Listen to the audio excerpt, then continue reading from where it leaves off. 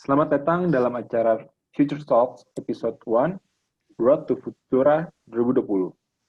Jadi Future Talks ini merupakan rangkaian prafutura, rangkaian kegiatan prafutura yang berisi diskusi-diskusi dari beberapa bidang untuk mengukur persiapan kita dalam menghadapi kondisi di masa depan, kondisi yang tidak terduga di masa depan. Nah, Future Talks ini akan terbagi menjadi 3 buah episode, dan yang kali ini adalah episode yang pertama dengan topik yang diangkat adalah kebangkitan pemuda Indonesia dalam menghadapi era revolusi 4.0. Nah, pada dasarnya revolusi 4.0 mungkin sudah tidak asing didengar, di mana itu merupakan salah satu fenomena yang mengkolaborasikan teknologi cyber dan teknologi otomasi. Dan di mana penekanannya itu lebih ke bagian konsep otomasi, di mana tidak akan mengurangi tenaga kerja manusia, dalam artian mengurangi usaha yang dilakukan manusia dan membantu dalam tujuan untuk membantu dalam proses satu sistem keutuhan sistem itu sendiri. Nah, dalam proses otomasi ini sendiri sebetulnya tidak terlepas dari sistem IoT atau Internet of Things dan juga Internet of People. Dan mungkin langsung saja perkenalkan saya terlebih dahulu. Saya Kenny yang akan membantu jalannya diskusi kali ini. Dan mungkin untuk mempersingkat waktu, saya didampingi dengan beberapa pembicara yang sangat luar biasa. Ada Pak Miftahudin Amin, selaku Executive Vice President dan Chief Human Resource Officer di PT Paragon Technology and Innovation. Halo Pak Miftah, bagaimana Halo, Pak kabarnya? kabar? Baik. Syukur deh kalau baik. Oke, mungkin berikutnya langsung saja disambut Pak Teguh Eko Budiarto sebagai founder, CEO dan CEO dari Prosa.ai. Halo Pak Teguh. Halo, selamat pagi. Baik, terima kasih Mas Kenny. Ya. Oke. Nah, kembali lagi diingatkan bahwa episode 1 kali ini kita akan mengusung topik berkaitan dengan kebangkitan pemuda Indonesia dalam menghadapi era revolusi industri 4.0. Nah, mungkin untuk mempersingkat waktu, karena kita hanya memiliki waktu sekitar 45 menit, mungkin langsung saja kita bahas satu persatu. Kita bedah satu persatu revolusi industri 4.0 itu seperti apa. Nah, mungkin saya ingin menanyakan pertama terlebih dahulu itu kepada Pak Miftah. Menurut Bapak, apa itu revolusi industri 4.0? Nah, mungkin bisa dijelaskan lebih detail, Pak, bagi apa itu revolusinya dan bagaimana konsep dari revolusi industri 4.0 itu, Pak. Terima kasih, Pak. Silakan. Oke, terima kasih Mas Kenny. Ini harusnya Pak Teguh ini, Mas Teguh yang di expert ya.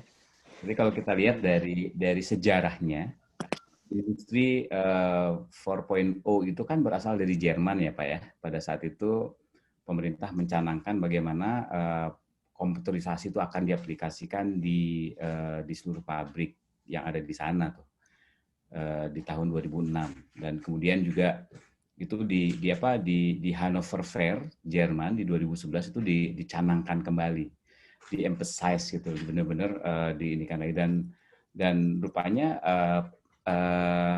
kata atau misalkan spirit dari industri 4.0 ini menjadi juga bahan kajian later on ya di tahun 2016 di World Economic Forum tuh. Jadi dan semenjak itu meluncur sekali gitu ya. Dan benar apa yang dikatakan oleh Mas Kenny sih, bahwa kalau kita ngomongin mengenai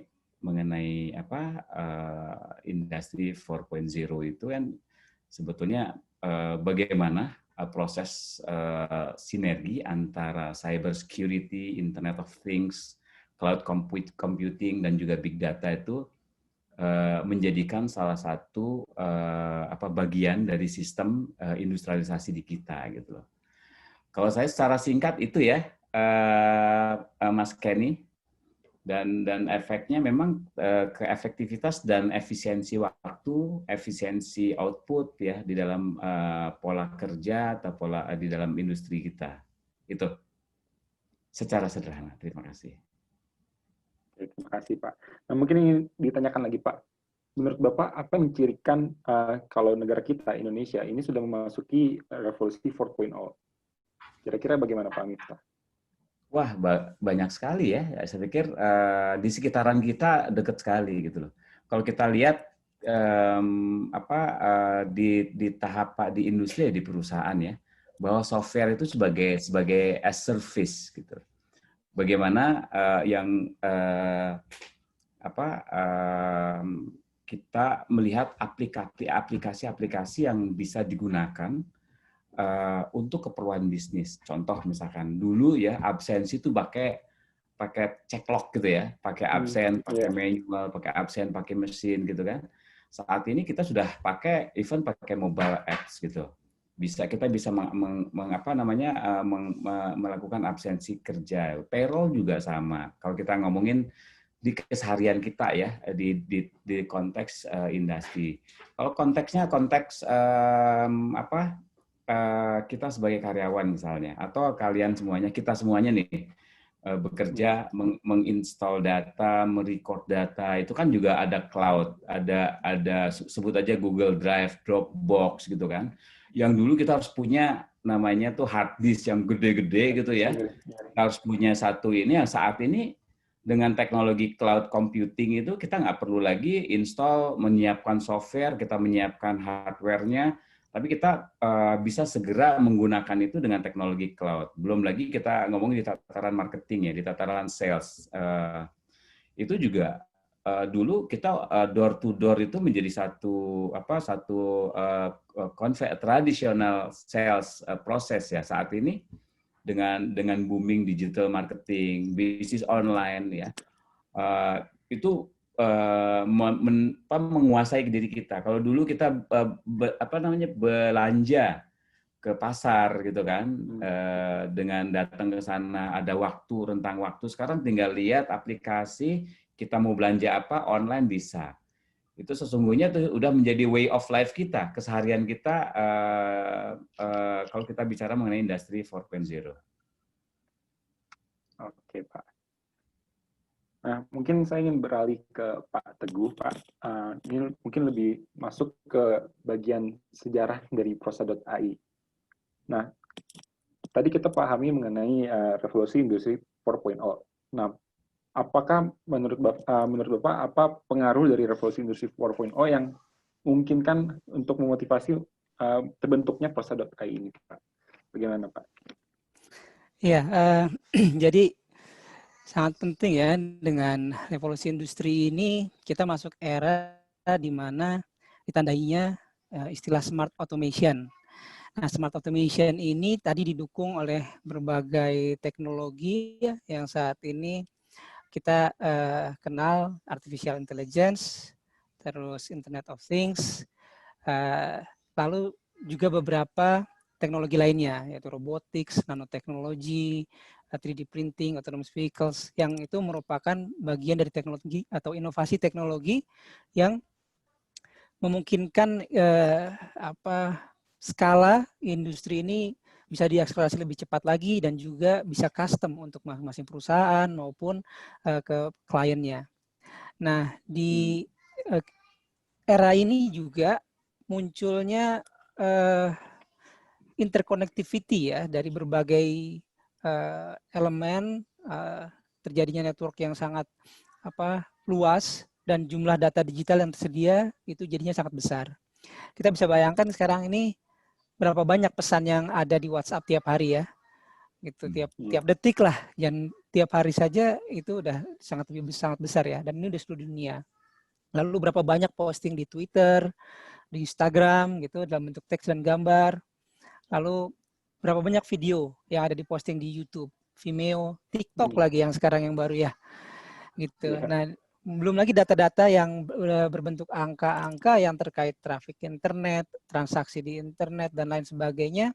Nah, ini semua bisa digunakan sebagai data latih untuk kecerdasan buatan gitu. Nah, memahami hal ini tentunya para pelaku industri itu ingin ya data mereka itu bisa dimanfaatkan, bisa dijadikan sebuah data latih bagi fitur AI yang dapat membantu bisnis mereka. Itu dalam berbagai bidang ya. Apakah itu untuk melakukan proses bisnis, untuk otomasi, proses produksi maupun proses marketing untuk digital media analytics, chatbot dan lain sebagainya. Nah, tentunya di sini mendorong ya kebutuhan dan permintaan dari perusahaan-perusahaan ini yang mungkin belum banyak tersedia perusahaan-perusahaan yang menghasilkan produk dan jasa terkait ini gitu. Nah, disinilah mendorong adanya kebutuhan sebuah layanan baru. Nah, muncullah startup di sini ya di bidang AI yang menghasilkan produk dan layanan AI di industri-industri. Nah, AI-nya juga mungkin perlu spesifik nanti ya, ada AI yang untuk tadi chatbot, digital media analytics, speech recognition, computer vision dan lain sebagainya. Itu yang memang saat ini AI yang kita miliki secara teknologi belum bisa yang bisa disebut general AI yang bisa mempunyai kecerdasan seperti manusia pada umumnya, tapi hanya sebagian kecilnya saja gitu. Nah, di sini Prosa ingin berkontribusi di bidang pemrosesan bahasa gitu kira-kira. Oke. Nah, mungkin saya penasaran lebih detail lagi, Pak. Kenapa dari berbagai banyak bidang artificial intelligence gitu ya, Pak? Kenapa Prosa.ai ini memilih natural language processing sebagai bidangnya gitu, sebagai bidang sampai menerjemahkan, sampai mengartikan memilah antara hoax atau tidak? Kenapa apa menjadi alasan itu gitu, Pak? Ya. Gimana, Pak? Nah, jadi tadi ya AI itu kan terminologinya sangat luas. Kecerdasan buatan. Nah, kecerdasan manusia itu kan juga banyak levelnya ya tadi. Dan saat ini kita belum bisa membuat sebuah general AI yang memang mereplikasi kecerdasan manusia secara utuh. Kalau ada mungkin udah waktunya convergence ya, seperti yang ada di film iRobot dan sebagainya gitu. Nah, ini teknologi yang saat ini kita punyai itu hanya bisa mereplikasi sebagian kecilnya saja, atau disebut dengan terminologi narrow AI.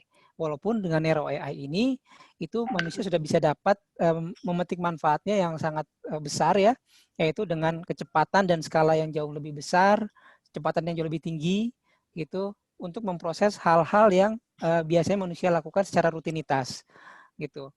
Jadi kita bisa menghemat waktu dan effort kita yang biasanya dilakukan rutinitas bisa dialihkan ke arah yang lebih kreatif gitu ya, terus deep thinking, analytics gitu. Nah, sebenarnya kita mulai dari apa yang kita punya. Founders Prosa adalah Bu Ayu dan Bu Desi, yang berdua itu Bu Ayu di bidang natural language processing untuk teks bahasa Indonesia, dan Bu Desi di bagian speech, voice recognition, voice synthesize untuk bahasa Indonesia.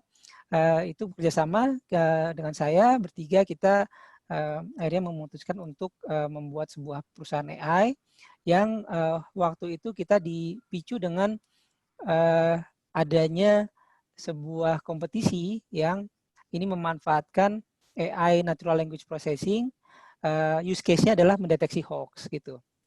Nah, di situ kita mulai dari hoax analyzer, tapi ternyata pemanfaatan dari fungsi AI ini sangatlah banyak dengan building blocks yang kita buat untuk natural language, prosesan bahasa Indonesia ini bisa dikembangkan lagi menjadi berbagai produk yang memang memanfaatkan pemrosesan bahasa gitu. Jadi di sini bahasa ini merupakan salah satu cabang AI yang memiliki ketergantungan dengan data latih khusus untuk bahasa tersebut, dari strukturnya maupun datanya gitu. Nah, karena ini merupakan suatu kemampuan berkomunikasi dari manusia ya, sehingga mempunyai ciri khas tertentu untuk di daerah tertentu gitu. Nah, oleh karena itu kita di Prosa percaya bahwa AI yang istilahnya hyperlokal gitu ya, artinya berfokus pada permasalahan-permasalahan secara regional, memanfaatkan data-data yang kita punya di Indonesia, terutama untuk bahasa, itu kita akan mampu untuk memecahkan berbagai permasalahan yang membutuhkan AI di industri di Indonesia. Seperti itu. Jadi makanya kita mulailah dengan ide prosa atau pemrosesan bahasa ya panjangannya. Nah sekarang selain memproses data teks dan suara untuk bahasa, kita juga sudah mulai melakukan pemrosesan data gambar dan video untuk dataset yang ada di Indonesia gitu. Artinya rekaman-rekaman video atau gambar-gambar diambil di daerah di Indonesia yang mempunyai kekhususan, nah tidak ada di daerah lain gitu. Oke, Pak. Cukup inovatif banget nih Pak untuk prosa.ai. Nah, mungkin saya ingin coba melihat sisi lebih luas lagi, lebih secara nasional lagi, kembalikan ke tingkat nasional lagi, berkaitan dengan potensi Indonesia dalam bertarung atau mempersiapkan diri dalam berjuang di era revolusi 4.0. Nah, mungkin ini bagaimana Pak Miftah untuk revolusi seperti ini di skala nasional, Pak? Pertanyaannya menarik ini. Ya, kita tahu bahwa Indonesia itu kan ada ini ya, mendapatkan bonus demografi ya. Jadi dalam 10 tahun ke depan nanti sampai 2030 nih. Dan kalau misalkan memang kita bisa mengoptimalkan generasi muda ini untuk berperan di dalam pembangunan nasional, saya pikir bisa membawa kita ke tingkat ke kelas yang lebih bagus lagi.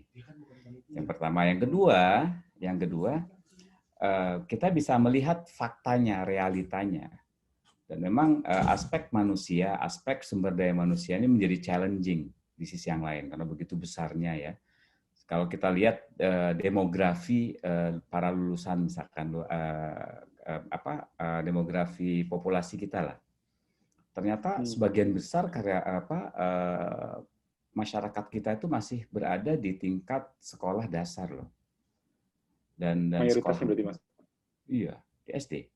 Itu lebih SD SMP itu kalau tidak salah sekitar 60-70% gitu loh. Dan hanya sekitar berapa persen saja orang yang punya latar pendidikan di perguruan tinggi. Dan kalau kita melihat trennya sesuai dengan data BPS ya, di tahun 2019 itu pernah dirilis bahwa ternyata para pengangguran di Indonesia untuk dengan background pendidikan pendidikan tinggi itu juga ada kenaikan sebanyak 25% loh. Untuk yang S1 ya, untuk yang D3, D1, D2 itu 8,5%. Artinya apa? Artinya memang dibutuhkan kerja keras dari segenap stakeholders yang ada di negara ini, bukan hanya dari sisi pemerintah. Saya pikir, tapi juga dari sisi praktisi, dari sisi kita sebagai bangsa, apa yang bisa kita lakukan. Kita sebagai pelaku di industri misalnya itu juga harus mendorong upaya-upaya ini agar kita tetap bisa berkompetisi dengan negara lain dalam konteks industri 4.0. Karena apa? Karena kalau misalkan skill dari masyarakat Indonesia tetap ada di bawah misalnya, kita tahu dengan industri 4.0 itu yang didorong adalah automation, Pak Teguh ya. Dan kalau kita bicara automation, itu sangat bisa menggantikan tenaga labor yang unskilled. Dan bila itu terjadi, implikasinya adalah ya banyak pengangguran. Kalau misalkan banyak pengangguran, ekonomi juga terganggu. Jadi itu satu usaha luar biasa dan sekaligus memanfaatkan momentum bonus demografi yang saat ini dimiliki oleh Indonesia. Tapi saya yakin dengan usaha, dengan teman-teman semuanya gitu kan, dengan kita bergandengan tangan, apalagi kan pemerintah juga mencanangkan bahwa kita harus maju, Indonesia maju, SDM-nya unggul gitu. Itu kalau saya lihat ya berbagai upaya, berbagai program-program dicanangkan oleh pemerintah bersama-sama dengan industri. Memang sekali lagi challenge-nya adalah bagaimana sinergi antar stakeholders di dalam negara ini itu Kalau itu tercapai, itu akan memberikan energi output yang luar biasa bagi negara kita. Gitu, Mas Kenny dari Oke, saya. Pak. Berarti bicara tentang bonus demografi, Pak. Nah, sebenarnya bonus demografi ini kalau misalkan dioptimalkan memang bisa jadi peluang bagus gitu ya untuk Indonesia. Apalagi ada dicanangkan tahun 2045 itu adalah Indonesia Emas. Tapi Yes. dengan konsep otomisasi, bukan optimalisasi, otomasi ini, sistem otomasi ini, kan tadi dikatakan bahwa sebetulnya ada kemungkinan digantikan gitu ya. Bagian atau lahan pekerjaan manusia itu bisa digantikan dengan mesin. Nah, apakah bonus demografi ini bisa menjadi suatu masalah gitu Pak, kalau misalkan tidak dipersiapkan dengan baik dan akhirnya terkalahkan dengan mesin-mesin yang sudah dirancang gitu Pak. Itu bagaimana Pak Miftah? Ya pasti, kalau kita tidak bergerak, kita tidak melakukan perubahan-perubahan mendasar ya di dalam sistem pendidikan kita, di dalam pola bagaimana kita mengidentifikasi future skills gitu, maka kita akan ketinggalan seperti yang saya sampaikan tadi. Tapi saya melihatnya, percayalah bahwa kalau saya itu suka tuh dengan hukum kekekalan energi itu. Jadi energi itu tidak akan hilang gitu kan ya. Yang ada adalah berubah dari satu bentuk ke bentuk yang lain. Begitu juga di tataran kehidupan kita gitu. Kalau misalkan ada set of jobs misalnya ya, yang pekerjaan-pekerjaan yang hilang karena proses automation, akan lebih banyak juga job lain yang tercreate, ya kan? Dan ini harus kita build gitu loh. Dan bagaimana bonus demografi ini dimanfaatkan untuk mempersiapkan future job, future skills. Kita mengarah ke sana. Kalau saya lihat di negara ini, di pemerintah, paling tidak karena saya aktif di bagian sumber daya manusia ya, bagaimana pemerintah itu juga mendorong pemagangan, bagaimana balai latihan kerja itu di-revitalize. Bagaimana fokus dari mereka itu bukan pekerjaan hari ini, tapi mempersiapkan lembaga-lembaga untuk mendorong agar masyarakat kita, generasi muda itu lebih kompeten. Dan saya pikir ini menjadi satu langkah yang cukup strategik ya. Belum lagi kalau kita melihat konsep pendidikan yang sekarang kan ya, ada kampus merdeka, mahasiswa bisa melakukan pemagangan, bisa link and match dengan industri gitu. Mereka bisa 6 bulan, bukan zaman saya dulu gitu, yang mungkin juga tidak punya kesempatan untuk melakukan pemagangan di satu perusahaan. Even itu di luar dari subjek yang kita pelajari gitu ya. Saya pikir kreasi-kreasi itu, usaha-usaha itu menjadi salah satu jalan agar manusia Indonesia tetap kompeten. Sekali lagi, untuk tataran yang lebih di bawah lagi tadi ya, pemerintah juga sudah mempersiapkan semua infrastrukturnya itu. Memang masih belum optimal, dan untuk itu kenapa sinergisitas antara industri, antara si masyarakatnya, antara perguruan tinggi, antara Kementerian Tenaga Kerja itu bersatu padu untuk menghasilkan manusia-manusia unggul sesuai dengan kebutuhan di masa yang akan datang. Gitu. Oke Pak, terima kasih Pak. Nah mungkin saya ingin menanyakan poin yang serupa kepada Pak Teguh. Tadi kan dikatakan Pak Miftah bahwa sebetulnya kita bisa mensiasati gitu ya untuk bonus demografi ini agar tidak menjadi masalah ke depannya. Kita harus mempersiapkan generasi-generasi penerusnya gitu. Nah mungkin saya ingin tanyakan kepada Pak Teguh, menurut Bapak apakah generasi-generasi pemuda sekarang mungkin seperti saya dan teman-teman mahasiswa yang lain atau angkatan di bawahnya lagi, apakah kita sudah memasuki atau sudah di kondisi yang ideal untuk mempersiapkan diri ke arah sana Pak? Bagaimana Pak? Ya, makasih. Ya memang kalau dilihat kriteria pemuda dulu ya ini. pemuda itu sebenarnya kalau WHO itu kan dari 18 sampai 65 tahun itu masih pemuda ya Pak. Jadi Pak Miftah juga masih pemuda nih. Betul Pak. Jadi memang cukup panjang ini rentangnya. Dan di Indonesia itu kita secara demografi penduduk piramidanya kan juga masih ke atas ya. Artinya kita sebagai yang lebih muda itu masih banyak yang bisa menopang penduduk yang berusia lebih tua. Berbeda dengan beberapa negara maju yang udah mulai terbalik ya, seperti di Jepang. Gitu. Nah ini yang sebenarnya kita perlu manfaatkan kesempatan ini, jangan sampai nanti malah menjadi bumerang.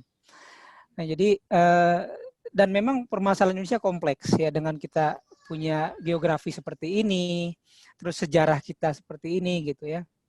Walaupun kita sudah dicanangkan sudah melewati tahap negara berkembang sebenarnya, tapi kalau dilihat secara pemerataan itu masih jauh. Gitu. Jadi ini pemerataan ini yang memang mungkin menjadi PR besar pemerintah kita semua.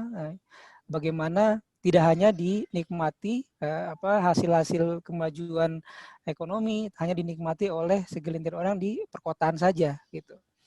Jadi kalau dilihat kita dari sisi gizi dulu ya, ini tentunya dengan demografi besar di pemuda, anak-anak, ini gizi itu menjadi sangat penting. Bagaimana kita mempunyai bibit-bibit unggul, ya, mempunyai potensi-potensi yang memang itu tidak terkendala karena gizi, sehingga dia potensi berpikirnya berkurang gitu. Masalah stunting ya, ini kebetulan Prosa juga lagi sedang beberapa kali kita berinteraksi dengan Kementerian Kesehatan ya. Masalah stunting di Indonesia ini juga masih menjadi problema yang sangat besar. Stunting itu artinya gizinya tidak karena kekurangan gizi sehingga tidak berkembang ya potensinya. Nah dari sini ya PR-nya banyak dari sisi kesehatan. Pertama, kita bisa memiliki generasi yang mempunyai potensi besar. Yang kedua, bagaimana kita mengelola potensi tersebut dengan pendidikan. Ya, tadi Pak Miftah juga sebutkan level mana sih pendidikan kita yang secara standar gitu. Baiklah, kalau misalnya kita kembalikan, ada pendidikan formal dan informal ya. Ada orang yang bisa profesional tanpa harus menempuh pendidikan formal. Bahkan di startup-startup teknologi sekarang udah mulai banyak yang menerima staff-staffnya tanpa melihat gelar misalnya, tapi melihat bagaimana kemampuan teknisnya dia. Nah, ya dengan didukung juga teknologi, bagaimana kita meratakan proliferasi atau akses terhadap pengetahuan ya melalui internet tentunya saat ini ya itu sangat penting. Makanya startup-startup yang bergerak di bidang pendidikan ini juga mempunyai peran sangat penting bagaimana kita meratakan pendidikan ke seluruh Indonesia supaya kemampuan ya dari sisi kompetensi, minimal kompetensi setiap penerus bangsa ini memadai di bidang yang mereka minati masing-masing. Nah, tapi kompetensi barulah tahap awal ya untuk bisa berproduksi, untuk bisa berkontribusi. Nah, yang kedua levelnya adalah communication. Gitu. Bagaimana kita bisa berkomunikasi di antara kita dengan baik, membentuk teamwork yang solid, sehingga terjadinya sinergi tadi yang Pak Miftah bilang, kalau misalnya ada tiap level bisa sinergi itu bagus. Nah ini juga sinergi di antara orang-orang yang mempunyai keahlian berbeda-beda, talenta berbeda-beda, menghasilkan produk yang memang bermanfaat gitu. Kita belum bisa bicara kualitas dulu, bermanfaat dulu, lalu baru mempunyai kualitas yang tinggi gitu kan, dan mempunyai daya maintenance yang baik gitu. Nah itu tahapan selanjutnya bagaimana kita bisa mempermudah atau menanamkan communication skill kepada semua elemen bangsa ini. Ya kita di Indonesia ada bahasa pemersatu. Lalu selanjutnya kita tidak hanya bergerak di Indonesia, kita juga bagian daripada global. Di sini di Singapura, Malaysia, second language-nya udah English. Kita belum pernah bisa menerapkan belum bisa menerapkan English as our second language, atau minimum kita punya kompetensi minimum di bahasa Inggris yang sebagai bahasa global. Ya sekarang mungkin udah ke Cina mulai ya. Cina udah mulai jadi bahasa global. Mana-mana bahasa manual di elektronik yang kita beli itu Cina sekarang. Gitu kan. Bahkan nggak tersedia Inggrisnya kadang-kadang gitu. Nah, Karena terus kebanyakan produksi barang-barang sana mungkin, Pak. betul, banyak kan produksi sana. Kita mau nyari barang-barang apa-apa dikit-dikit made in China kan, carinya ke China lagi Iya. gitu. Nah Vaksin itu pun gitu sekarang, penting. terakhir. Iya, gitu. Jadi AI pun sekarang luar biasa mereka gitu. Yang kita baru mau buat sekarang ternyata mereka udah punya produknya yang dijual dengan harga murah. Kita masih skalanya skala B2B yang hanya pemerintah perusahaan-perusahaan besar yang mampu untuk membelinya gitu. Di sana mereka udah buat sebagai skala produksi massal yang istilahnya didemokratisasikan bisa dijual dengan secara retail. Itu ya itu penting. Tadi demografi ini jangan sampai jadi bumerang. Persiapan dari sisi gizi, dari sisi pendidikan persiapannya. Lalu yang ketiga itu adalah bagaimana kita mewujudkan ekosistem ketika talenta ini sudah dipersiapkan, dia punya tempat untuk mengaplikasikannya gitu. Dibentuknya environment bisnis yang baik supaya lingkungan bisnis berkembang dan membuka lapangan-lapangan kerja. Lalu juga secara pemerintahan layanannya diperbaiki gitu ya, sehingga juga bisa menampung lebih banyak lagi orang-orang yang mau berkontribusi di pemerintahan, karena sekarang ini pemerintahan kita seperti kekurangan orang terus. Kekurangan orang dari sisi operasional maupun kekurangan orang pintarnya gitu ya, yang spesifik mempunyai keahlian-keahlian di bidangnya yang ketika ingin menerapkan suatu teknologi baru, kebijakan-kebijakan yang sesuai dengan kebutuhan masyarakat saat ini, itu jadinya suka tumpul gitu. Nah, di sini perlu adanya penyiapan ekosistem tadi dari sisi public services maupun private services supaya talenta tadi bisa berkontribusi dan menghasilkan sinergi yang baik untuk menghasilkan ekonomi yang bagus di negara, juga meningkatkan kualitas hidup di negara kita sendiri gitu. Itu mungkin ya dari saya.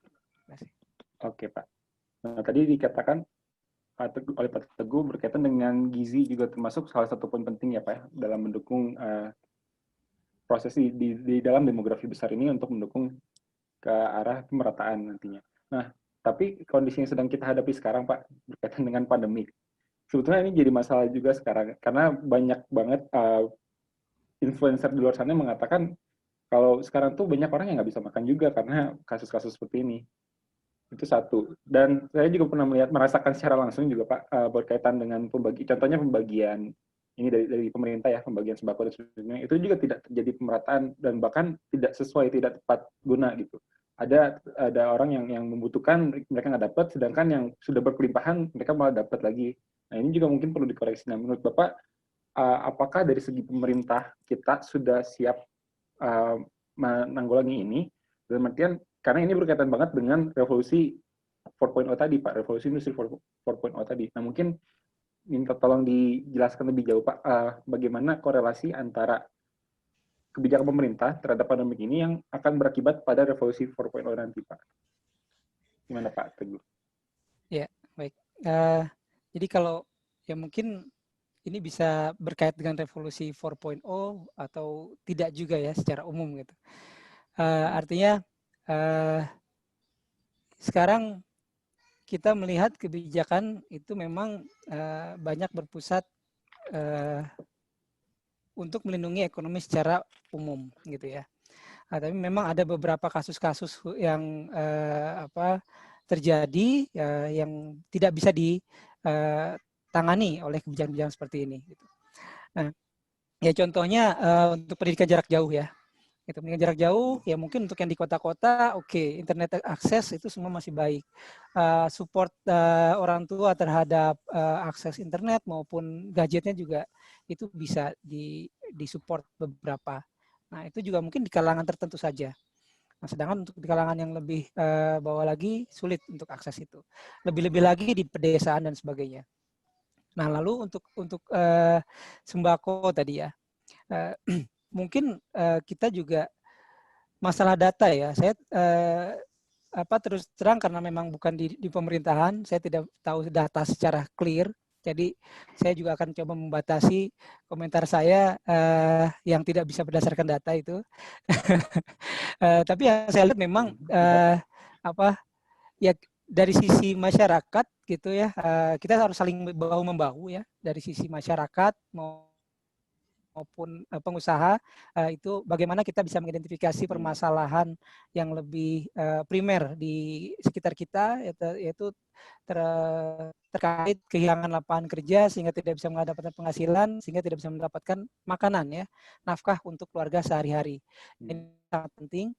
Jadi harus ada insentif ya, bagaimana mengaktifkan kembali penyediaan pangan di seluruh lapisan di seluruh daerah gitu. Yang sebenarnya kalau kita lihat di beberapa pedesaan justru tidak terpengaruh ya, yang artinya mereka karena sudah bisa memenuhi minimal untuk makan, tidak perlu seperti orang-orang yang ada di kota yang kehilangan mata pencaharian sehingga malah tidak bisa beli makanan. Gitu. Kalau di kota kan kita tidak bisa tinggal petik aja ya buah gitu kan istilahnya. Kita petik buah tetangga jadi mencuri kan, itu nggak boleh gitu ya istilahnya. Jadi kalau di desa itu kan saling ya mangan orang mangan ngumpul gitu. Akhirnya ada makanan juga itu datang gitu kira-kira. Jadi itu harus diidentifikasi secara komprehensif ya. Permasalahan-permasalahan ini pasti berbeda-beda di tiap level dan tiap regional. Jadi ini memang perlu selain kebijakan secara pusat, kebijakan setiap levelnya itu perlu di assist atau perlu di review, dibantu dan diperkuat kalau yang memang sudah tepat gitu. Dan tidak bisa kita sekali bikin kebijakan itu hanya berlaku untuk semuanya, di Indonesia tidak bisa seperti itu. Jadi memang harus perlu kerjasama dari setiap komponen elemen masyarakat. Saling membahu supaya kita bisa melewati masa pandemi ini dengan baik gitu.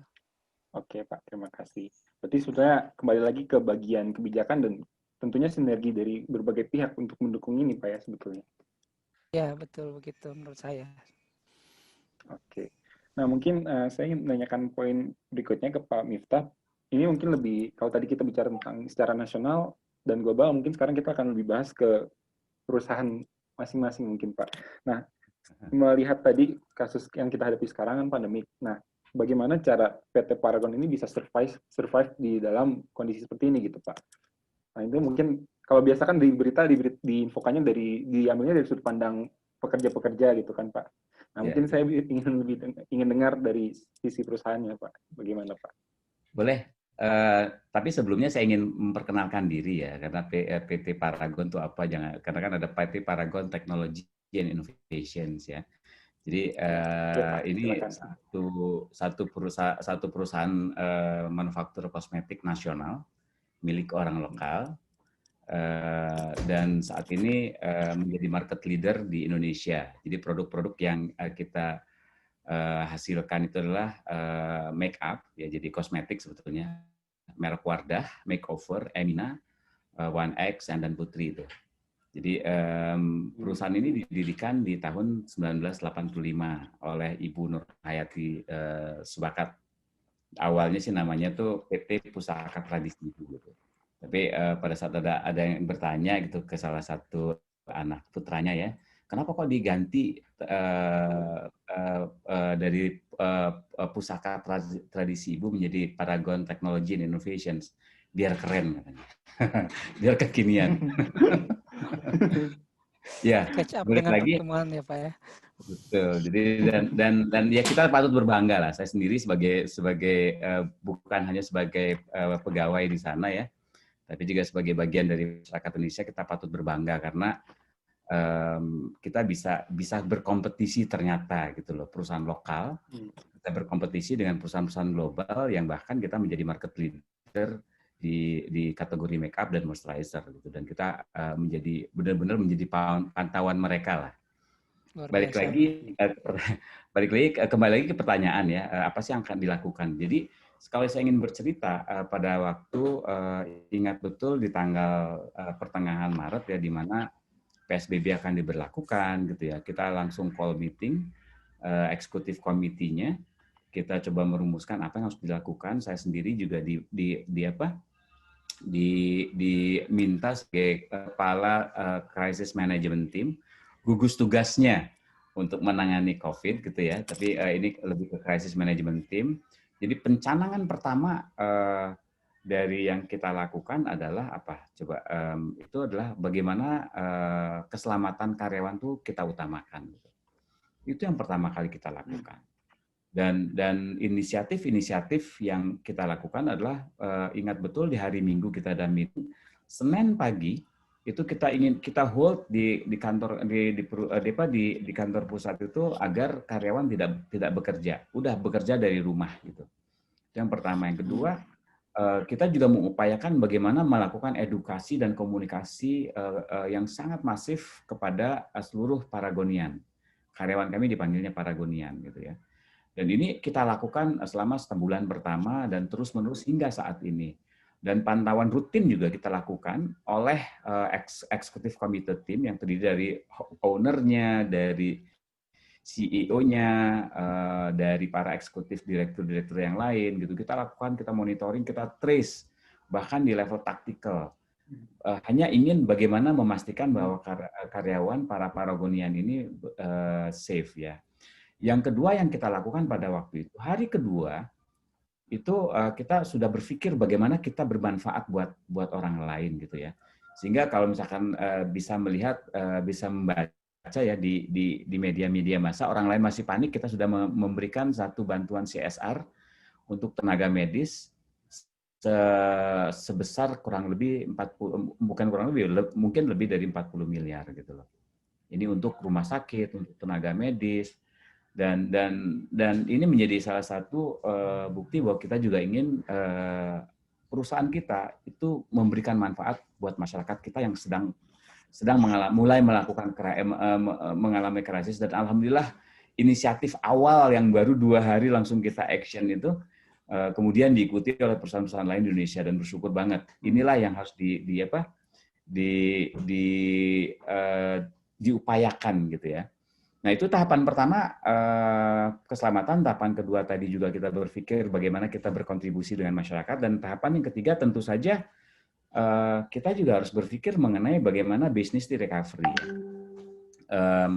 Kita melakukan berbagai macam rekayasa pola kerja kita dengan keterbatasan yang ada.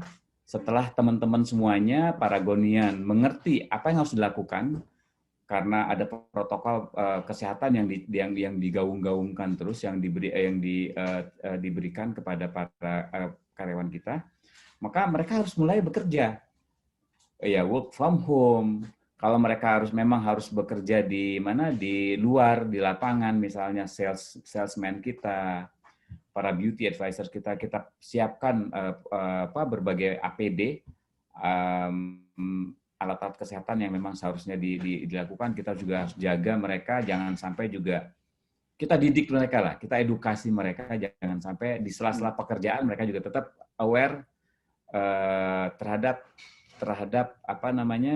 protokol kesehatan. Bahkan kita dorong mereka sebagai ambasadornya untuk juga sharing ke teman, sharing ke keluarga bahwa mereka juga wajib mengingatkan kepada orang-orang di sekitar kita, bukan hanya diri pribadi. Selain itu juga kita lakukan terobosan-terobosan inovasi.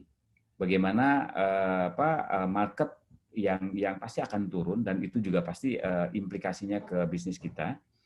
Kita harus lakukan inovasi dalam konteks bagaimana produk-produk juga harus mana yang harus didahulukan untuk dirilis misalnya. Bagaimana digital marketing, ya, digitalisasi yang tadinya 2 tahun ditarik hanya 2 bulan langsung rilis. Bagaimana online bisnis itu diaplikasikan di kita. Kita ngomongin industri 4.0. Jadi bagaimana orang switch dari yang tadinya offline menjadi online seller. Itu kita lakukan itu. Dan yang lainnya dari sisi soft skills, masalah people-nya kita juga gaung-gaungkan bagaimana kita harus punya jiwa dan spirit intrapreneur. Bagaimana kita tidak pernah menyerah gitu loh untuk mendapatkan sesuatu.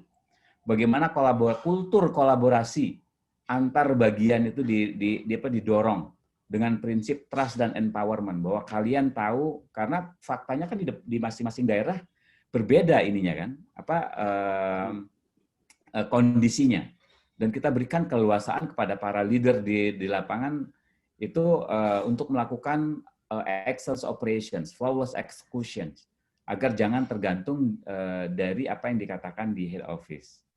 Nah, hal-hal inilah yang kita dorong, dan alhamdulillah di Maret kita, karena memang masih baru, kita masih bagus ya dari sisi sales. Di April itu dalam banget, drop di Mei, Juni, Juli itu membaik sampai saat ini. Alhamdulillah.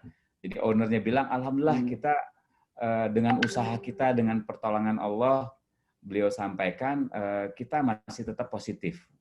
Dan kita tidak sampai melakukan PHK dan sebagainya, kecuali kalau ada orang yang memang kontraknya habis dan sebagainya, itu natural, dulu pun seperti itu. Tapi prinsipnya bahwa kita harus jaga orang lain mungkin sudah lakukan pemotongan gaji dan sebagainya, kita alhamdulillah tidak ada. Kita bahkan di September kemarin juga karena rasa syukur kita atas effort para Paragonian, kita juga memberikan sedikit bonus buat teman-teman semuanya. Itu usaha-usaha kita, dan alhamdulillah kita dalam posisi bisnis recovery. Jadi recovery bisnis. Begitu, Mas Kenny. Berarti pendekatan revolusi industri 4.0 ya, di mana kita ada mengedepankan inovasi, terus penggunaan internet seperti digital marketing tadi, itu malah jadi solusi buat Paragon berarti Pak di recovery-nya. Sangat. Artinya itu salah satu solusi kita. Karena yang dulu misalnya kita ortodoks sekali kan, yang simpel aja. Kita, Mas Kenny sebelum COVID pasti akan mengundang Pak Teguh dan saya ke Bandung kan. Ayo kita bikin seminar, ya kan? Berapa waktu yang disiapkan itu. Dengan saat ini, Zoom ternyata engagement level jauh lebih bagus. Jadi kita sendiri untuk menjang dulu ya, waktu sebelum COVID, kita akan ada gathering nasional nih. Jadi national gathering untuk seluruh Paragonian. Kita siapkan di tahun 2019, itu di awal 2019 dilakukan di mana coba? Di Ancol. Ratusan orang ke sana dari seluruh Indonesia. Kebayang nggak bagaimana time kita untuk mempersiapkan acara? Bagaimana cost involvement di sana? Belum lagi waktu yang terbuang dari seluruh Indonesia berkumpul ke sana, yang harusnya berpikir bagaimana caranya jualan gitu, kita berpikir bagaimana traveling dari luar daerah masuk ke Jakarta. Setelah itu pulang lagi, setelah itu tuh capek lagi. Nah, dengan adanya kemampuan teknologi saat ini luar biasa. Kita sangat mudah sekali dengan sekali Zoom itu 500 orang bisa mendengarkan, dan kita bisa memberikan diskusi dan direction. Tanggal 10 Oktober nanti, kita akan mengumpulkan sekitar 900 orang, karena kita ada namanya Paragon Corporate Gathering. Kita akan canangkan bagaimana spirit atau mindset in entrepreneurship, bagaimana recovery accelerations itu harus dilakukan, dan kita ingin mendapatkan engagement dari seluruh karyawan kita. Itu bisa dengan mudah ini. Tinggal menyiapkan bagaimana variasi-variasi events-nya, kontennya gitu agar sesuai. Tapi luar biasa, menurut saya teknologi membantu kita untuk reaching out tim kita. Kalau dulu ya jauh dekat di mata tapi jauh di hati. Kalau dengan kondisi COVID ini, thank you. Jadi di balik musibah itu pasti ada hikmah. Dan hikmah yang terbesar adalah akhirnya saling merindukan ya. Dulu ya tadi, kalau saat ini jauh di mata tapi dekat di hati. Itu hikmah yang kita dapatkan, dan kita gunakan itu sebagai momentum untuk terus maju, bergerak, dan kita akan maintain posisi kita di Indonesia sebagai market leader. Terima kasih. Oke. Wah, tepuk tangan buat Paragon, Pak. Ya, luar biasa. Ini Paragon nih. Kalau lagi offline langsung rame ini tepuk tangan ya, Pak. Iya, Pak. Itu kekurangan sedikit. Nah, mungkin ke Pak Teguh, Pak. Kalau tadi kan ke Paragon yang mungkin udah perusahaannya yang sudah sustain gitu, Pak ya. Nah, mungkin ingin tanya ke Pak Teguh yang sedang memeran startup yang masih kasarnya masih bisa terbilang baru ya, baru 3 tahun. Nah, mungkin dari sudut Pak Teguh itu seperti apa dalam menyikapi kondisi seperti ini, itu satu, dan mungkin bisa langsung dikaitkan dengan bagaimana pendapat Pak Teguh dalam penerapan AI di Indonesia ke depannya. Mungkin silakan Pak Teguh. Baik, ya. Sebenarnya di proses sendiri pun kita tadi langkah-langkahnya mirip dengan apa yang dilakukan Paragon. Yang pertama adalah keselamatan. Jadi kita adalah satu perusahaan yang paling awal menerapkan work from home, di mana yang lain masih bingung kita mau work from home atau enggak. Gitu. Ya mungkin juga karena natur pekerjaan kita juga sangat mendukung, semuanya memang kerjanya hanya di depan komputer ya Pak. Beda dengan mungkin Paragon yang ada di sales frontline gitu ya. Nah kalau di kita memang masih remote, bisa remote langsung gitu. Nah tapi memang sebelumnya kita masih menerapkan work from office, di mana kita bisa bertemu muka gitu ya. Nah ya COVID ini seperti perusahaan lain juga mempercepat digital transformation untuk Prosa, sehingga kita menerapkan istilahnya remote first. Jadi kerjanya semua pertama remote, yang mau ke kantor justru izin gitu. Izin ke kantor jadi bisa kita catat siapa yang pernah ke kantor, lalu karena perlu dapat allowance untuk makan siang Pak, kebetulan kita di Prosa selalu mendapat makan siang di kantor, jadi kita siapin gitu. Bedanya sebelumnya pakai prasmanan, sekarang pakai nasi box. Gitu. Lalu itu keselamatan.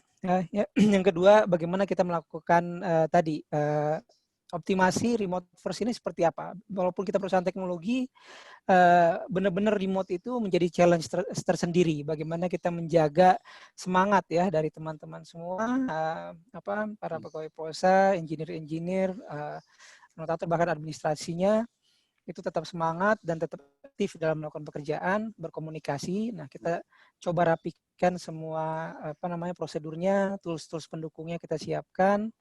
Lalu yang ketiga tadi ya business recovery gitu, karena tidak bisa dipungkiri dengan COVID ini kita di Prosa banyak klien dari pemerintah. Tahu sendiri sekarang pemerintah anggarannya banyak dipangkas ya, hampir 80% dilarikan ke COVID, bagaimana penanganan COVID gitu.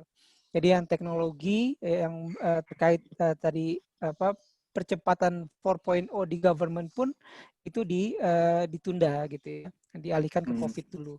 Nah, sehingga kita harus mencoba bagaimana pendekatan yang lebih sesuai dengan sekarang, sehingga kita buat paket-paket yang memang sesuai dengan COVID, mendukung program-program pemerintah dalam menangani COVID ini. Ya, alhamdulillah ya dengan AI ini banyak hal-hal yang bisa dilakukan ya. Ya salah satunya dengan adanya chatbot terkait COVID, monitoring untuk COVID, juga tentang computer vision COVID, itu kita coba buat paket-paketnya dan kita tawarkan, dan kita juga sekarang dengan digital transformation di berbagai lini ya, kita juga bisa meeting di Jakarta, kantor-kantor pusat yang di Jakarta kan pemerintah di Jakarta, sehingga kita capek lagi gitu. Sekarang semuanya kan pengertian. Yaudah kita meeting online yuk. Oke, semuanya bisa gitu kan. Nah, sebelumnya susah bikin janji dulu berminggu-minggu lama. Nah, sekarang mau meeting online kapan? Besok langsung jadi. Gitu. Itu cukup efektif juga ya kita pendekatan ke kliennya seperti itu. Ya mungkin itu ya dari sisi penanganan kami untuk menghadapi COVID. Gitu. Tadi yang kedua tentang AI-nya berarti. Nah, yang tentang AI-nya, mungkin ditekankan ke sana ini bagian sekarang. Ya, ini salah satu mempunyai tantangan ya penerapan AI di Indonesia, yang terutama memang ya terhadap AI itu sendiri apa dan bagaimana bisa membantu institusinya gitu ya, lembaganya secara yang private maupun publik. Nah, ini masih perlu education gitu ya, education. Jadi kita perlu melakukan beberapa webinar, kita perlu melakukan in-house training gitu, kita tawarkan juga supaya eksekutif di lembaga tertentu tuh lebih paham juga dari sisi teknisnya bagaimana nanti kalau mau menerapkan AI, itu juga kita coba tawarkan paket education untuk teknologi supportnya di masing-masing lembaga tersebut gitu. Jadi memang harus ada dari eksekutif maupun dari teknikal gitu. Jadi itu salah satu yang kita coba terapkan, kita coba promote untuk penerapan AI-nya seperti itu. Oke. Nah, mungkin ini ada pertanyaan yang ditujukan untuk kedua pemateri.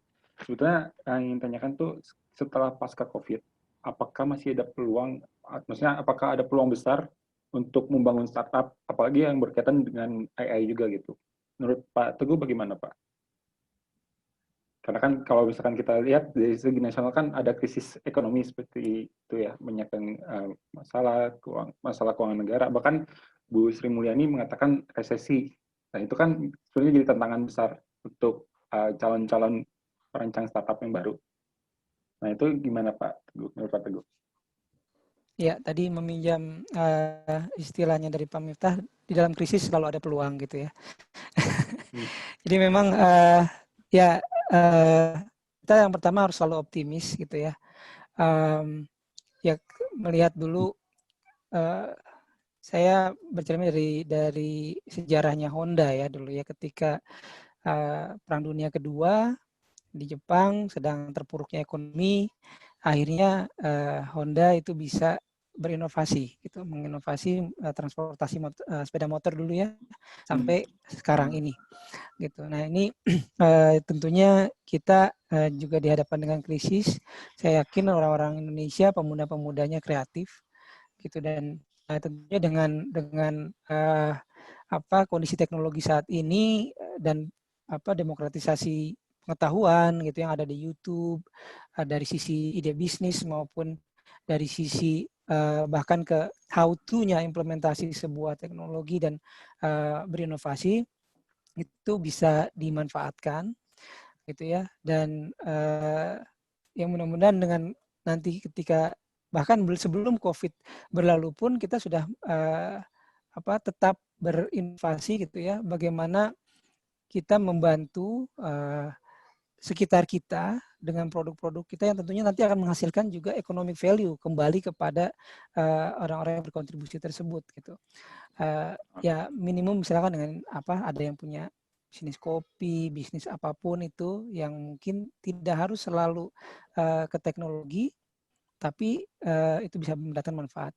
Nah, dengan AI sendiri, AI itu masih sedikit ya startup yang istilahnya AI di Indonesia, dan ini masih banyak peluangnya, terutama memanfaatkan data-data di perusahaan. Tapi tentunya memang ini perlu pendekatan-pendekatan khusus terkait dari sisi kerjasama dengan industri yang sudah ada, juga dengan untuk fundingnya gitu kira-kira. Karena AI ini adalah industri yang cukup high-tech, membutuhkan support dari infrastruktur yang cukup mumpuni dan juga talent-talent yang tidak murah gitu ya. Oke. Terima kasih Pak Teguh. Mungkin dari tentang Pak Miftah, bagaimana Pak? Ada tanggapan Pak untuk mungkin untuk generasi pemuda sekarang yang ingin berencana, mereka mungkin sudah planning untuk bikin startup, tapi ternyata COVID dan planningnya agak berantakan, itu gimana Pak? Ya harus agile, kalau saya ngelihatnya ya, dan harus pandai. Jadi kalau dulu ya namanya business planning itu bisa cover setahun. Di awal tahun kita bikin, terus kita go di implementation along the way itu berdasarkan apa yang kita planning, apa yang kita rencanakan di awal tahun. Kalau sekarang udah nggak bisa lagi gitu loh. Ya kan banyak sekali teman-teman yang sudah merencanakan sesuatu, tiba-tiba ada COVID, dan kalau dia tidak agile, maka dia akan kesulitan. Ingat aja bagaimana Kodak itu begitu besarnya kan, karena dia lupa dan merasa dirinya bahwa sudah besar, maka dia akan ternyata dia juga terlibat zaman juga gitu loh. Apalagi yang teman-teman semuanya yang masih startup gitu ya. Saya pikir itu menjadi bagian dari perjuangan. Karena bagian dari life journey lah, business journey gitu. Kalau misalkan sekali jatuh terus kita give up, saya pikir nggak bisa tuh nggak bisa survive lah. Nah, bagaimana prosa itu juga tetap survive pasti akan karena ada apa terobosan-terobosan lain gitu loh. Karena tidak menganggap bahwa bisnis as usual gitu loh. Jadi sekali lagi menurut saya sih agile, open minded dan selalu melihat sesuatu dari kacamata positif dan menghasilkan sesuatu yang inovasi itu menjadi challenge buat para startup karena saya yakin ya ada banyak keterbatasan apalagi dari sisi dana gitu kan ya. Tapi saya yakin dari sisi sumber daya manusianya, orang-orang yang bergerak di startup itu orang-orang yang punya jiwa entrepreneurship malah yang tinggi banget, yang agile banget, yang resilience-nya tuh harusnya lebih bagus gitu loh. Sehingga saya kok tidak begitu respect buat para generasi muda apalagi gitu ya. Dan umumnya lah orang-orang gitu yang sekali jatuh terus langsung give up gitu loh. Justru di sanalah challenge kita bisa nggak mengalahkan kondisi. Kita bisa bergerak bersamaan dengan kondisi itu. Itu sih kalau saya sih masih tetap optimis ya bahwa para pemuda Indonesia, bahwa pelaku bisnis ya, para startup founder seperti Pak Teguh ini banyak sekali creativity, inovasi, ide yang itu yang harus dijalankan gitu. Ada pentok sana pentok sini, that's part of life. Gitu. Oke Pak. Mungkin pertanyaan tadi adalah pertanyaan terakhir dari sesi diskusi kita hari ini. Sebelumnya saya mewakili teman-teman panitia juga ingin mengucapkan terima kasih kepada Pak Teguh dan Pak Miftah atas penyampaian materinya yang sangat informatif dan sangat memotivasi tentunya. Dan mungkin sebelum saya tutup atau akhiri kegiatan hari ini, mungkin perkenankan saya untuk menyimpulkan ya Pak, poin-poin diskusi hari ini. Jadi berkaitan dengan revolusi industri 4.0, sebetulnya kita di Indonesia sendiri memang sudah memasuki tahap itu, sudah memasuki tahap revolusi 4.0, di mana bisa ditunjukkan dari penggunaan aplikasi-aplikasi yang sudah masif digunakan di Indonesia, kemudian adanya cloud computing yang juga sudah banyak digunakan seperti Google Drive dan semacamnya. Lalu juga mulai berkembangnya digital marketing, dan itu menjadi indikasi bahwa kita sudah memasuki revolusi industri 4.0. Jadi sebetulnya tidak ada kata kita belum siap dengan revolusi industri 4.0 karena kita sudah di dalamnya begitu Pak. Nah, mungkin yang ingin ditambahkan lagi poin yang tadi kita bahas panjang lebar mengenai bonus berkaitan dengan bonus demografi juga. Jadi revolusi industri 4.0 ini juga berkaitan erat dengan bonus demografi, di mana untuk poin ini kita harus bisa motivasi pemuda-pemuda Indonesia agar bonus demografi ini bisa menjadi yang optimal dan menguntungkan bagi negara Indonesia, bukan menjadi bumerang bagi negara sendiri.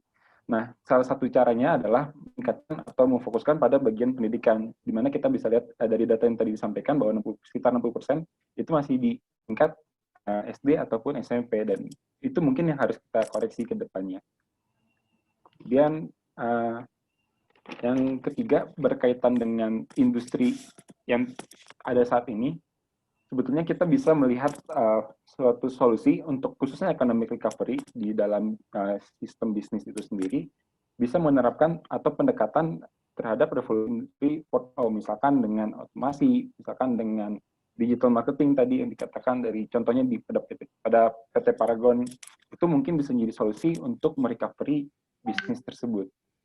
Yang terakhir, saran untuk generasi pemuda Indonesia yang khususnya mungkin yang ingin berkembang atau memulai startup baru, apalagi di kondisi pasca COVID ini, mungkin ada beberapa prinsip yang harus dipegang. Yang pertama adalah optimis, kedua kreatif, kemudian harus agile, kemudian kelima adalah open-minded, dan yang terakhir adalah inovatif. Mungkin itu yang bisa saya simpulkan, Pak Miftah dan Pak Teguh. Mungkin ada lagi yang ingin ditambah, mungkin misalkan ada yang kurang tadi. Sudah mantap, Mas. Oke, mungkin dengan ini cukupkan bahasan kita hari ini. Semoga hubungan silaturahmi ini bisa berlanjut seterusnya. Amin. Tidak terputus hanya di ya, saya kembali mewakili teman-teman panitia ingin mengucapkan terima kasih pada Pak Teguh dan Pak Rita atas penyampaian yang luar biasa memotivasi khususnya untuk generasi muda dalam menghadapi industri revolusi industri 4.0. Mungkin sekian dari saya selaku moderator pamit undur diri dan mohon maaf apabila ada kesalahan tutur kata. Terima kasih.